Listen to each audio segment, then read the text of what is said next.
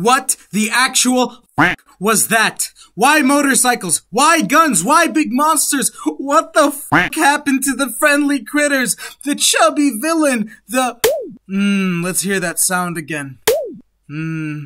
Some games are so obsessed with being edgy and quirky that they end up looking so pretentious and arrogant. By pretentious, I mean fake, deep plot. It's such an epidemic. Any sane game developer should just focus on writing a good story rather than throw themselves into this pool of darkness. Pool of darkness! I just gave some indie game developers some ideas for their new game. That's the problem. What happens is, a developer has a dream, a very dark one, mind you, and once they get up, they try to piece together what little memory they can recollect from the dream and excrete a new game. Today, I'm going to be talking about these pretentious games. Don't get me wrong, these games might be fun to play, I know, but I wish they were just more focused on the gameplay and less on the plot, because these plots are terrible. Every 2 minutes a cutscene, and they're all so unnatural. If the games are entirely gameplay based, I wouldn't be that pissed, I wouldn't, but the truth is they are wholly invested in their plot lines. So here we go, a few case examples to prove my point.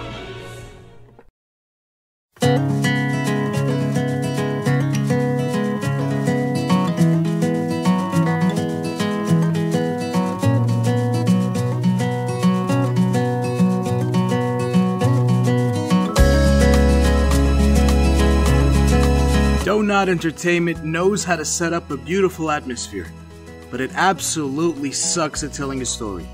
Why does it suck? Well, a few reasons.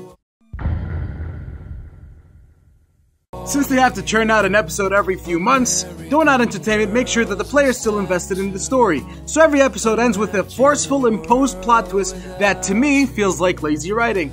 They're like, no, don't leave just yet. Look, something wacky just happened. Zoinks! And while, very reluctantly, I fell for it.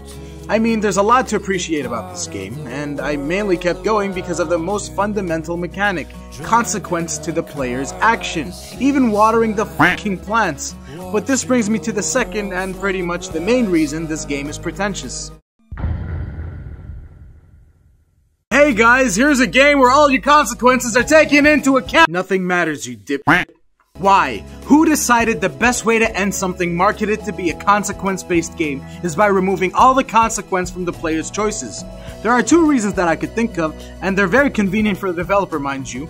The first would be to force in the message that you can't mess with time and you shouldn't try to, even though that message was ever so hardly entertained in the first 4 episodes of the game. And finally, and the main reason, is that it was a scapegoat to not writing in ways to write proper consequences for people's actions. Imagine being so arrogant that you're willing to deceive the player only to get them to ponder about the repercussions of time travel for 5 minutes before realizing that they basically got ripped off. What the actual f***? Their ending song was pretty fire though. Aw, look, a lighthearted game about a guy and his rat. Yeah. It is none of your concern, animal. Why? Jax 3 is the most ambitious game in the franchise, and yet the most... Precursor. You get what I mean. Naughty Dog is so obsessed with building its own universe that it never focuses on establishing it. It's deceitfully expansive, so instead of feeling explorable, it feels empty. Normally, it might be because it's a sequel, and so the previous game would have expanded upon it and established it. No game in this series properly explains what the hell is happening. We just have to put 2 and 2 together on our own, and we don't have the tools to do so. This brings me to the main gripes that I have with this game. There are monks in this game talking about dark eco and precursors and orbs and light while wearing whiteface, and they only appear like 3 or 4 times, and then some dude from the second game comes back and is a spy for the city that rescues you after you're abolished from the city of the previous game, and that has no bearing on the story, mind you. And then, the ending, the spy becomes the king of that city because the king, who turned out to be your fucking dad, died. Your name is actually Mar, by the way, not Jack, Mar. What the fuck? Yeah, it sucks. Dark eco, dark monsters, and turning into a wolf. It's like they're trying to scream edgy at every turn. They have brilliant gun mechanics and fighting mechanics in the game, but I feel like I'm forced into this awkward social encounter whenever Jack speaks to anyone. Why is everything so depressing? Daxter is literally forced comic relief, to the point that when he speaks you know he's going to try to underplay the overly dramatized cutscene. Check out these funny dudes, huh? Nice threads. I didn't know Rubber was back in. Overall, this game is easily a classic, but stop focusing on how edgy this game can get and start focusing on how a rat and a chick most probably have slept together. Follow the lead! That brings me to my final game.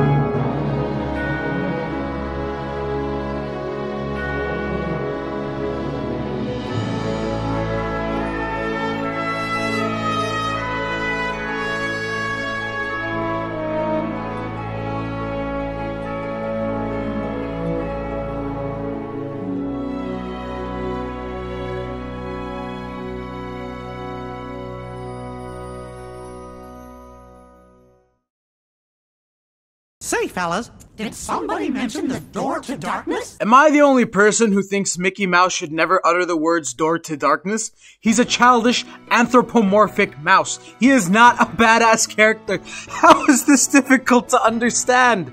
I know countless other YouTubers have said this, but it's odd to me how much they're willing to make the entire game an emo kid's dream journal. Every line is exposition, and barely anything is established through gameplay, which brings me to my main issues with the game.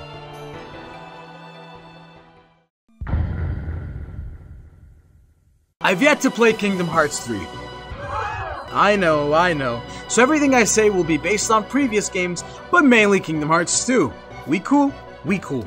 The cutscene in Kingdom Hearts are ushered in after every single event that takes place. Every event, every new area, just any possibility, any opportunity that they have to put in a new cutscene, they will take it. And the cutscenes, aside from being awkward, are so expositional. The game wants to shove its plot down your throat. In doing so, it sacrifices the game progressing naturally. I mean, look at this. This game fails as a movie and as a game. It's 13 hours. 13 hours, just the cutscenes. It's just like Jack, it is obsessed with building a universe at the expense of organic gameplay.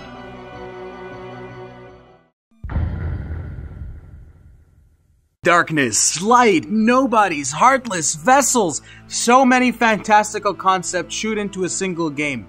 It's the sign of an untamed, insecure writer when you introduce a new fantastical concept so forcefully once you've exhausted the previous concept. Fantasy in a video game is exploring a fantastical reality that's established through natural exposition, not consecutive abrupt introductions that essentially amount to an AA meeting of edgy thoughts. This is the best note to end on, since this adds on to what I said about Jack and Life is Strange, but this is the best example to illustrate my point. Kingdom Hearts has the most dog shit story to ever be written by man, animal, or heartless. Holy shit, this story is beyond trash. Honestly, it starts off as a lighthearted game about light and darkness fighting and light wins. The villain was Ansem, and then Tetsuya Nomura was like, what if Ansem wasn't Ansem and was actually Xehanort's Heartless, and he also has a nobody called Xemnas? And also, what if they were all in the body of Terra after the real Xehanort possessed him? What the f— The story sucks. Nomura has no idea how the plot goes. He just puts random fantasy buzzwords in a hat and picks one out for every line of dialogue. The Heartless obey me now, Sora. Now I have nothing to fear. And it unfolds into this mess, which eventually involves potentially the worst plot device any author can use: time travel. I wonder how I can end this saga. Oh, I know! What if the old bad guy resurrects every version of himself throughout the timeline? Genius! This unbelievably arrogant writing is largely a contributing factor in why I don't want to play the third main installment. Also, why are the spin-offs on handheld platforms canon? Why the Okay. Conclusion. Ultimately, what makes a game good differs from one player to another. Some people play games for their aesthetic, others play it solely for the gameplay. Some have criteria which fuse both. But for those who believe a story sometimes plays a contributing factor in the experience of some games, read the back of the game's cover. I know I'm telling you to judge a game by its cover, but sometimes you get a little bit of a hint of what's coming out, because you can witness the pretentious fumes exuding from the game within the description. If you want a truly magnificent story crammed into one game, just play Fortnite.